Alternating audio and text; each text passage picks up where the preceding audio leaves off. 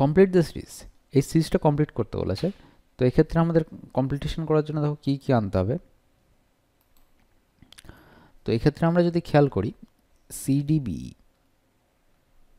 Alphabetical order, যদি ক্রমটা order খেয়াল করি সিডিবিই, এরপরের কোশ্চেন মার্কে কী আসবে দেখো, সি আর ডি 1 ইনক্রিজ হয়েছে, আবার ডি থেকে বি হয়েছে 2 ডাউন হয়েছে, +1 হয়েছে, -2 হয়েছে। একইভাবে ই থেকে বি থেকে ই হচ্ছে আমাদের +3 ইনক্রিজ হয়েছে।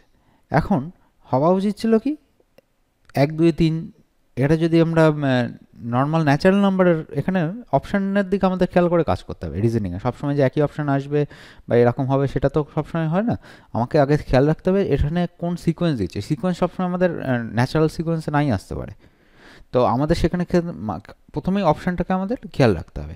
প্রথম সিকোয়েন্স রেডি করে নেব যে কোন সিকোয়েন্স রয়েছে, তারপরে দেখে নিতে হবে যদি সেই সিকোয়েন্সটা অ্যাকচুয়ালি মেনটেন করছে কিনা সেটাও বোঝা যাবে অপশানগুলো দেখলেই। দেখো দেওয়া রয়েছে জে কে ভিএস, হওয়া উচিত ছিল হয় 4 অথবা 5, কারণ এগুলো সব প্রাইম নাম্বার। মানে 1 কিন্তু প্রাইম নাম্বার নয় আবার, ঠিক আছে? 1 আবার বলতে গেলে আবার প্রাইম নাম্বার নয়। তাহলে সেক্ষেত্রে 1 3 4 সরি 1 2 3, তাহলে 2 + 1 2 + 1 3, তাহলে 3 + 2 5, এটাই হওয়া উচিত ছিল এখানে।